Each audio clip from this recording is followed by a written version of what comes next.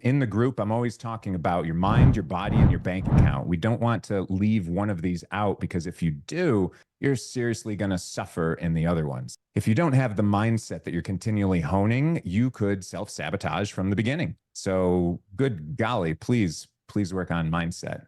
Everyone knows they're trying to get their bank account bigger because of all the reasons, and money is mostly a necessity in today's world. So we're on par with that. And we think that real estate is a vehicle for wealth and growth. Absolutely. The body, reason I don't want to leave that out is because if someone were to work so darn hard, they get their mind so strong, and they're starting to get their business in such a wonderful spot that they got tons of things going on, acquisition people, disposition people. I'm wholesaling like crazy. I'm buying, I'm fixing and flipping and all these things, multifamily, big, all the time, boom, boom, boom.